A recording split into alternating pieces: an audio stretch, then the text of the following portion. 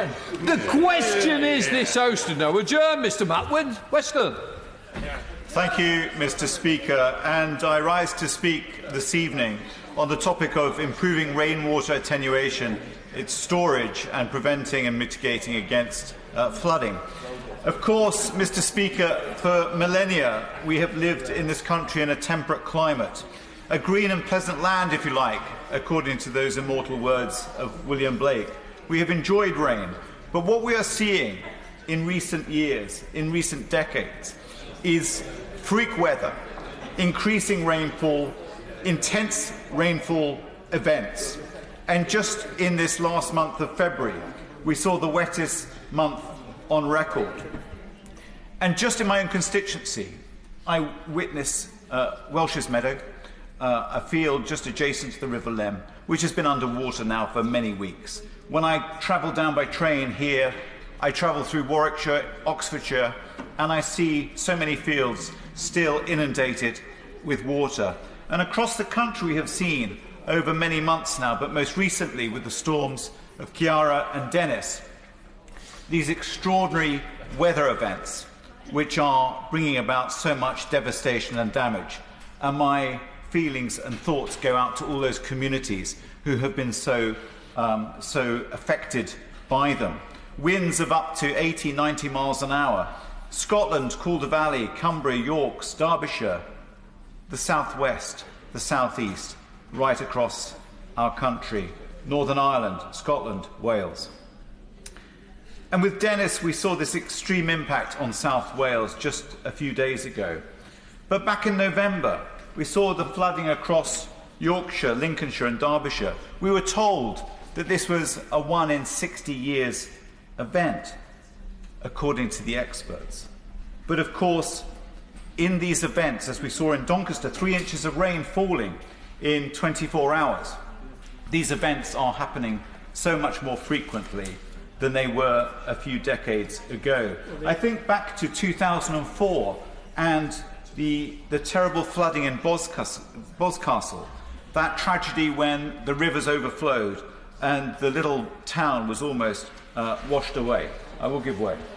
I congratulate, first of all, the honourable gentleman for Warwick and Leamington for bringing this forward as an important issue. But does the honourable member not agree that the recent floods have highlighted that there must be a designated strategy, and we look to the Minister for that, to deal with overflow, and that the harvesting of rainwater via attenuation ponds on farmland should be further investigated, and initiatives introduced to make this attractive to farmers and landowners as a way forward of solving some of the flooding issues? Well, my honourable friend makes a terrific point as always, and I welcome his contribution as ever, and I will come on to those points a little bit later. And in Warwick and Leamington, we have had over the years serious flooding events ourselves. Back in 1998 and 2007, we suffered too. So I have compassion, as do, I'm sure, my communities, for those who've been affected in recent weeks and months. And in the watershed that we sit of the Lem, the Avon River that feeds into the Severn, we are quite a way upstream, and so relatively less affected than those such as Tewkesbury and elsewhere further down in the Severn Valley.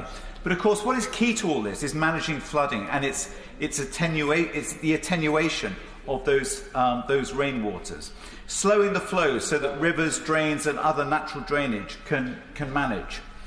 And most of the time, natural systems can actually cope well. But it's when we see these extreme peaks that we need better management. So the priority must be for natural solutions, but of course they are not enough. Evidently, as we've seen, there needs to be urgent intervention and investment, but also, I would argue, a change to the planning, the building regulations, and how indeed we use reservoirs. Let me just start and deal with planning, first of all. Planning, of course, is critical. What is built, where, the topography, the relationship with the watershed. And I think back to the National Planning Policy Framework, where I think too much power was given to developers. The land that was used, the locations for housing and new communities, built at the wrong densities in all too often the wrong places. And I look to the south of Warwick and Leamington, where I'm sure the new residents who've moved in would have preferred to live in much higher densities with greater services, greater transport infrastructure and so on. But of course building over so much farmland, which has actually reduced the availability of land to absorb these high rainfall events. And of course those homeowners across the country who've had their homes built on floodplains or in these areas where they can no longer, or can get insurance, but the insurance is actually prohibitively high, and they are suffering because they cannot afford it. So they're actually almost excluded from having insurance because of its very cost. Let me turn to building regulations, and I think back to the 2000 Climate Change Act and the budget that followed, the zero carbon homes we were promised by 2016, and then that tragic budget that followed with the incoming coalition government that tore up all that vision, that ideal to see these great new homes, these passive house homes built that recognise the importance of the environment in the equation. And I'm afraid to say that I believe that the Cameron government of that time presided over the greatest act of environmental vandalism. Millions of homes since have been built, and the owners of those homes have missed out on what could have been fabulous homes, zero or very low carbon, and also recognising the importance of water in our environment. Of course, David Cameron at the time, in his April 2011 speech, said, "I want to rip up red tape. I want to get rid of that green CAC," I think was what he said. He wanted and got rid of the Code for Sustainable Homes, replaced it with building regulations, which of course did not go far enough, because he recognised that he wanted to save the builders, his friends, the builders, more money. And he stated that by changing those regulations, the builders would save £500 a home, giving them £60 million more to their revenues. And of course, you just have to look at the companies such as Persimmon, who is of course the most high profile, and the sorts of profits that they've made since, to realise this was very short term and a disastrous policy. So the building regs could have included for more sustainable water attenuation. Of course, there are things like SUDs that have been introduced, sustainable urban drainage systems, but I believe that grey water harvesting could have been the critical difference. The use of rainwater collected at source and stored. These systems really are as cheap as chips, and for new built homes, they could have made such a massive difference. Built in scale across these new communities, they would have provided a huge rainwater storage capacity upstream, controlling the release of water into drains. Just in my own home, when I built it or renovated it 10 years ago, I managed to put in 1,500 litre capacity. Now, if you think about the 20,000 homes that are being built around Warwick and Leamington, that would have equated on that scale to 25,000 tonnes of rainwater being captured just amongst those new homes. Now, when I researched this and looked at such fabulous periodicals such as Water I think it is from July 2019, and some research that's been done. And it says that different studies show that in urban catchments, the extensive installation of rainwater harvest tanks could be an efficient support for reducing frequency and peak of stormwater flood. And they quote also some research that was done in the UK, but also in China, where they found that the system has a good performance in mitigating urban waterlogging problems, reducing flood volume of 14%, 30% and 58% in the cases of maximum daily rainfall, annual average maximum daily rainfall and critical rainfall respectively. These are impressive figures. But when you then look at what is also available as technology moves on, and this is the introduction of smart water rainwater harvesting systems. And look at the paper by some other academics, which was produced in Water in November last year. And the study concluded that smart rainwater tanks operated as a system in real time during a storm event can significantly reduce the downstream peak runoff flow for a wide range of storm durations, 30 minutes up to 24 hours, and frequencies 50% to 1%.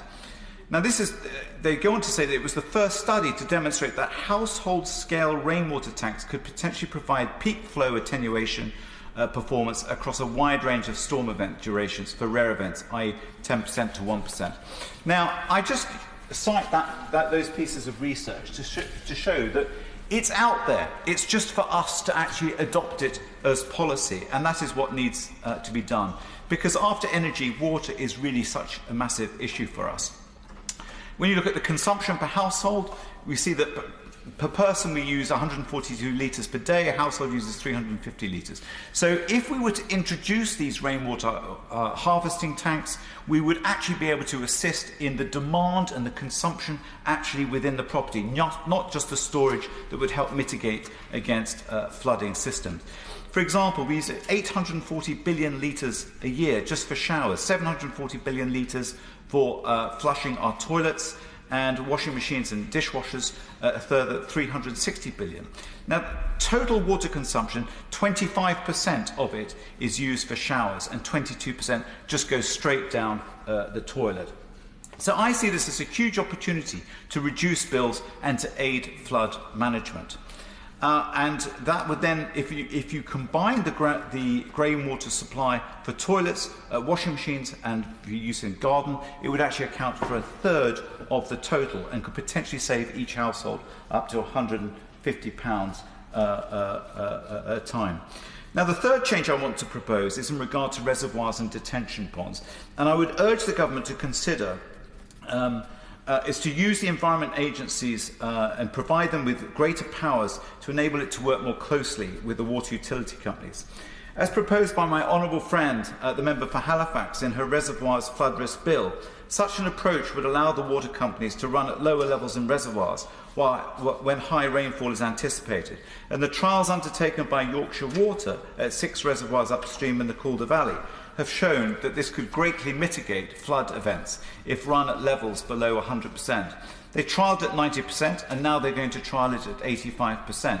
And similar trials and conversations have been happening at the Thirlmere Reservoir in Cumbria and the reservoirs in the Upper Don Valley and Watergrove Reservoir in Rochdale, as I understand it. So a change in legislation is needed. As my honourable friend for Strangford, so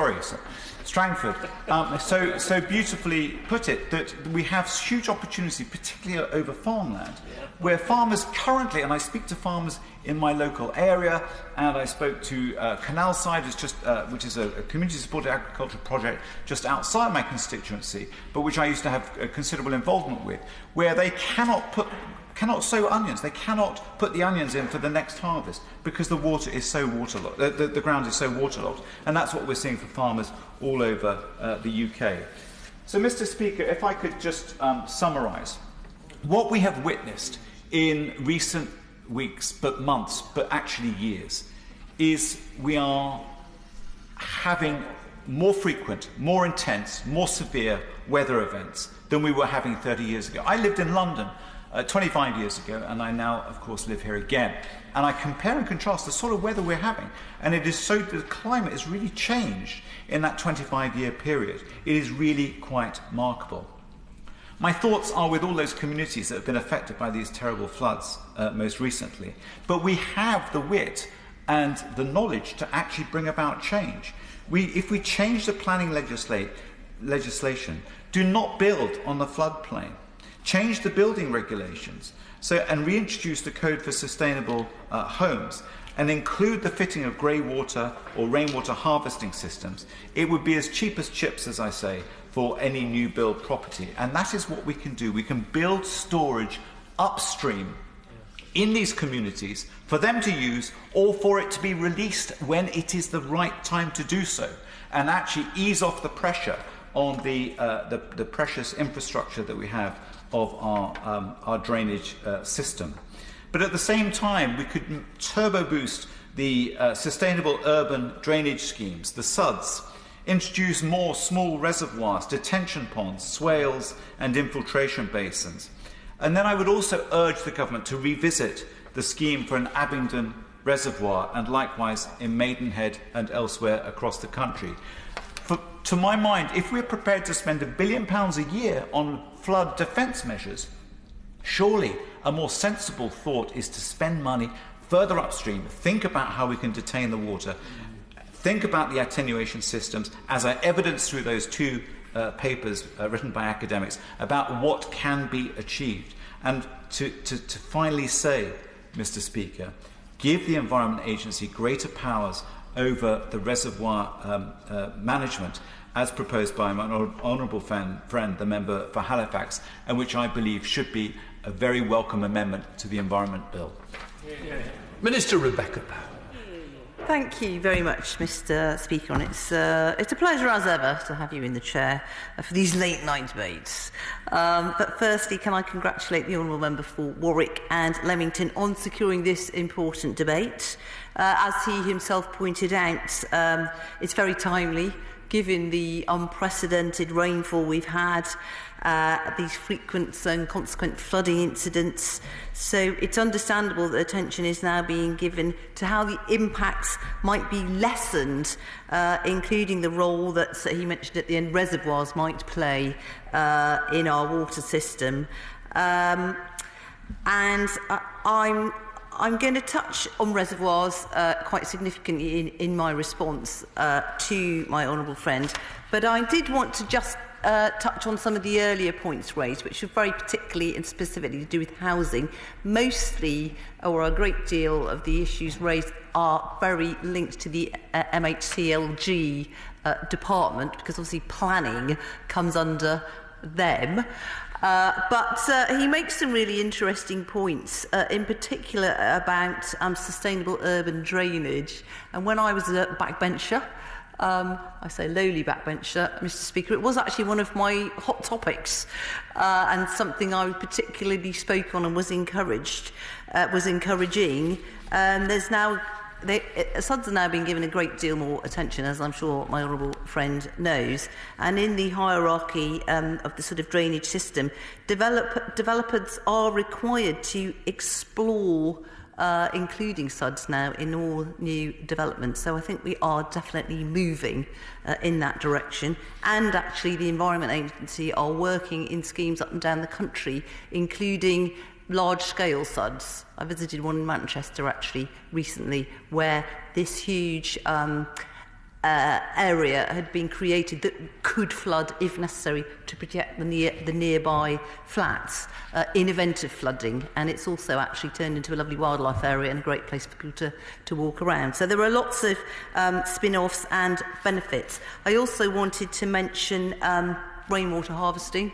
Yes, something that indeed many developments are including rainwater harvesting of what we call grey water now, and indeed I believe we will see a great deal more of that going forward. Again, it's very much an MHCLG agenda in the planning guidance, but also in terms of building on floodplains, which was also raised.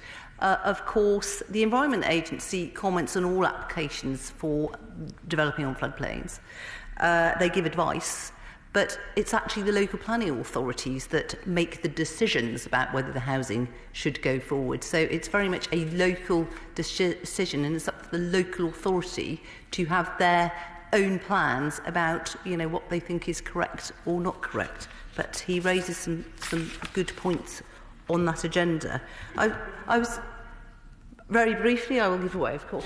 I thank the Minister for giving way, and I totally accept that point. And of course, it is MHCLG with responsibility.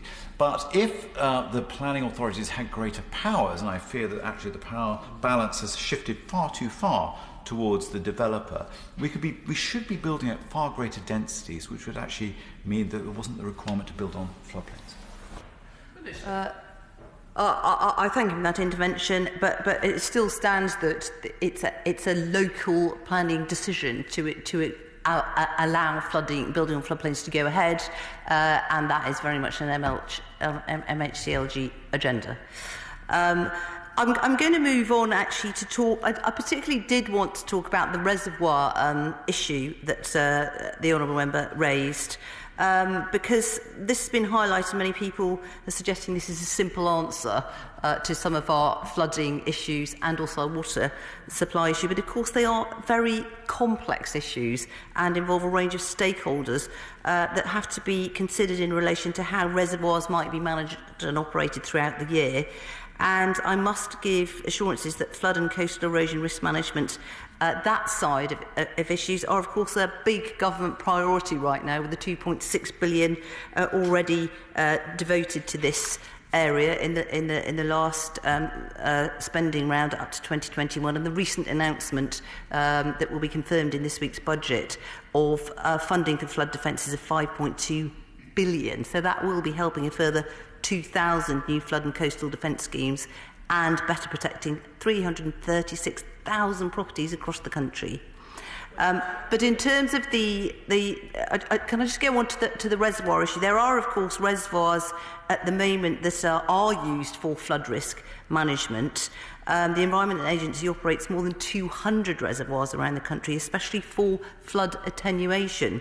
This is their purpose in life, and the amount of water in them during non-flood conditions is kept deliberately low in order to maximise the storage available during high rainfall and storm events. And many of these reservoirs have been operated this winter and, in combination with other flood defence measures in the catchment, have provided protection to a great many people. I'll give way very briefly to my... Minister, thank you very much for giving way, and thank you for your response.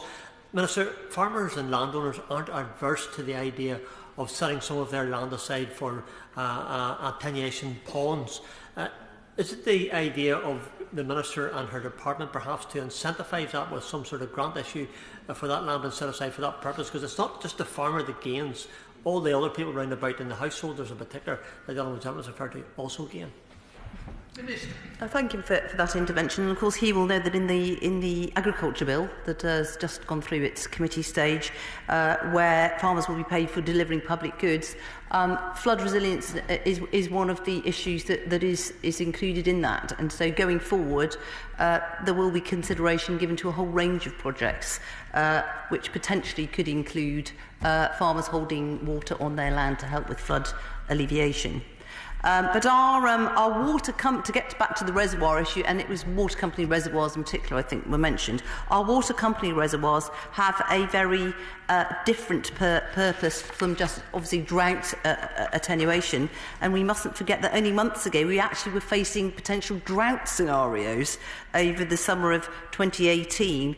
The country dealt with very dry and warm weather, with water companies experiencing some of the highest demand for water for their customers. So we have to pay as much attention to risks associated with too little water as we do for that of too much.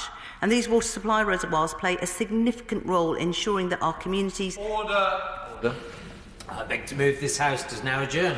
The question is, this House to now adjourn. Minister Rebecca Poe.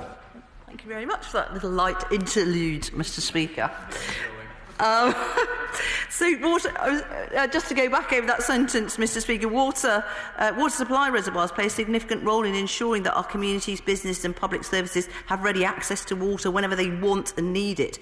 And to achieve this, water companies must, of course, operate their reservoirs to meet this need, which includes taking judgments on how much water each reservoir needs to hold at any time. Because, as we all know, our weather is not predictable. And despite what we've experienced over the last month, the rain to refill reservoirs is never guaranteed.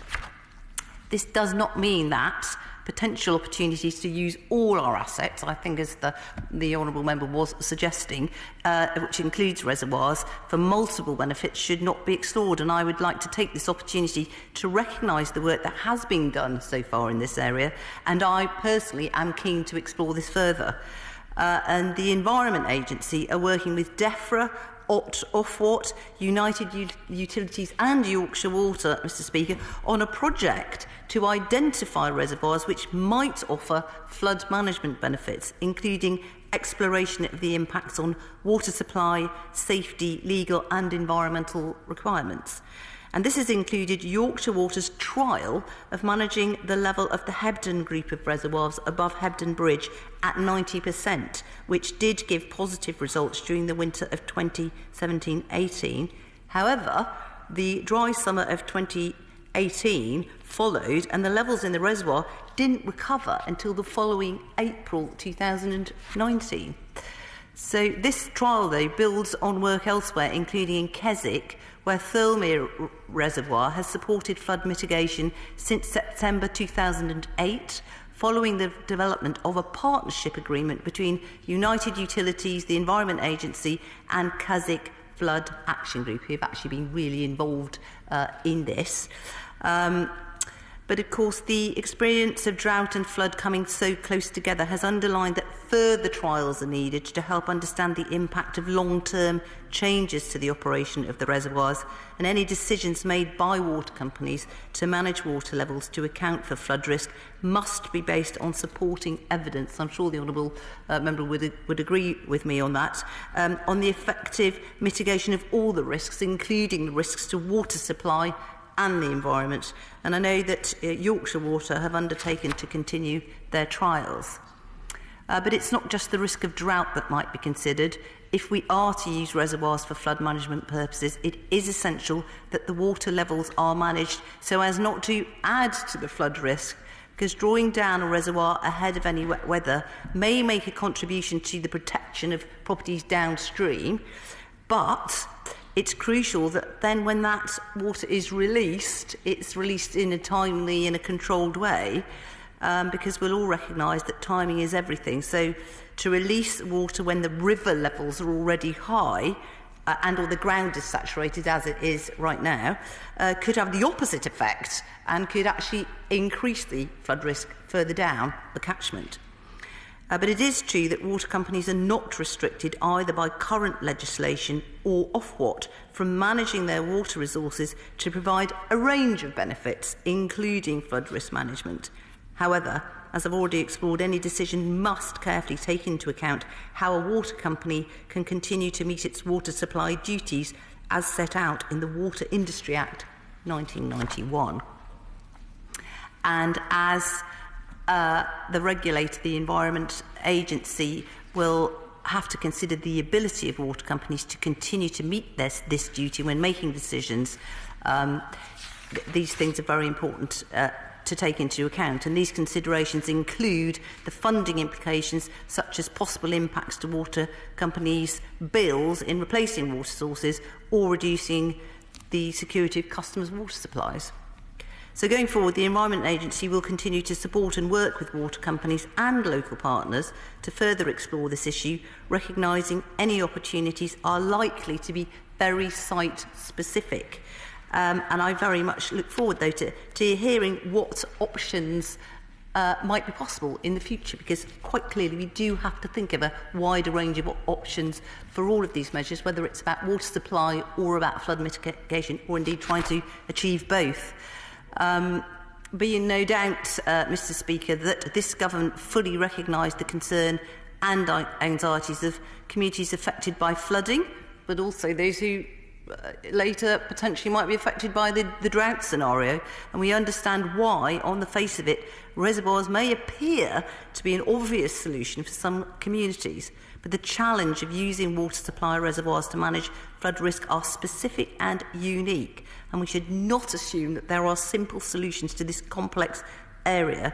However, given our changing weather patterns with more frequent incidents, whether that be flooding or drought, together with our growing population and its ever-increasing demand for water, and I absolutely take the Honourable Member's comments about actually use of water, and a consultation has been done on that recently about water consumption, how much we're all using, with a view to looking at each of us individually cutting down our water usage. I hope the Honourable Member has a brick in his loo, in his cistern, so that he is using as little water as possible for a shower.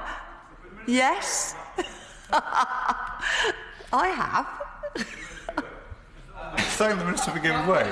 I don't exactly have a brick in the toilet, I'm afraid, but I do have grey water tanks, as it happens, which we use. But I appreciate the points that the Minister is making, and that consumption figure. I was staggered when I discovered that 22% of fresh, clean, pure water gets wasted by flooding, by flushing it down the toilet. I mean, it's just a ridiculous. You think about the nations around the world that don't have fresh water, and here we are wasting 22%. And worse than that, you have 20% of the water supply getting lost through leakage. That's staggering, isn't it?